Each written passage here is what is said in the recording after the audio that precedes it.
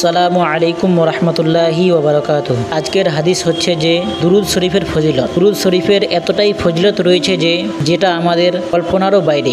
দুরুদ শরীফের ব্যাপারে এই কথাও বলা যায় যে দুরুদ শরীফ জাহান্নামী মানুষকে জান্নাতে নিয়ে যেতে পারে যদি সেই ব্যক্তি মতো দুরুদ শরীফ পাঠ করে। আসুন আজকে দুরুদ শরীফের ব্যাপারে 5টি হাদিস শ্রবণ করি। হাদিস নাম্বার 1 মুসলিম শরীফের মধ্যে রয়েছে হযরত আবু হুরায়রা রাদিয়াল্লাহু তাআলা আনহু হতে বর্ণিত। তিনি বলেন, রাসূলুল্লাহ সাল্লাল্লাহু তাআলা আলাইহি ওয়াসাল্লাম ইরশাদ করে বলেছেন, যে ব্যক্তি আমার উপর একবার দুরুদ শরীফ পাঠ করবে, আল্লাহ তাআলা ওই ব্যক্তির উপর 10 বার দুরুদ পাঠ করবে, অর্থাৎ সেই ব্যক্তির উপর আল্লাহ তাআলা 10টি রহমত বর্ষণ করবে। দ্বিতীয় হাদিস নাসাই শরীফের মধ্যে রয়েছে হযরত আনাস রাদিয়াল্লাহু তাআলা আনহু হতে বর্ণিত।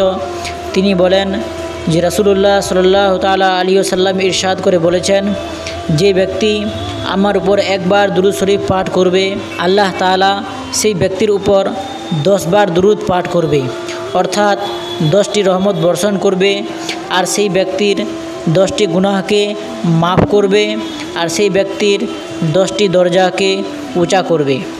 তৃতীয় হাদিস ইমাম আহমদ আবদুল্লাহ ইবনে উমর রাদিয়াল্লাহু তাআলা আনহুমা থেকে বর্ণনা করেন।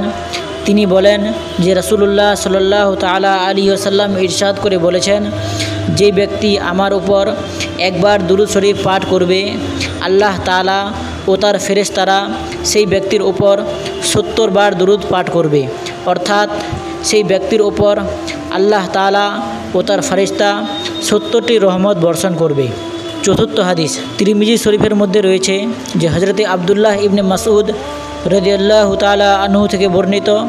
তিনি বলেন যে রাসূলুল্লাহ সাল্লাল্লাহু তাআলা আলাইহি ওয়াসাল্লাম ইরশাদ করে বলেছেন যে কিয়ামতের দিন ওই ব্যক্তি আমার সবথেকে বেশি নিকটে হবে যে ব্যক্তি আমার উপর সবথেকে বেশি দুরুদ পাঠ করবে। পঞ্চম হাদিস দুররে মুখতারের মধ্যে রয়েছে যে হযরত আনাস রাদিয়াল্লাহু তাআলা আনহু হতে বর্ণিত।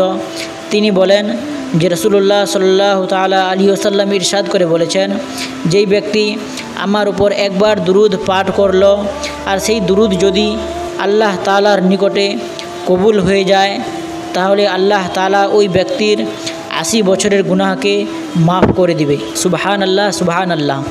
দেখলেন আপনারা যে দুরুদ শরীফের কতটা ফজিলত রয়েছে।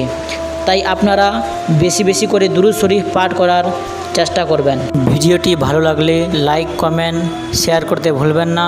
আর এই রকম প্রত্যেক দিন হাদিস পাওয়ার জন্য আমাদের চ্যানেলটি সাবস্ক্রাইব করে বেল বাটনটি অন করে রাখুন। আসসালামু আলাইকুম ওয়া রাহমাতুল্লাহ।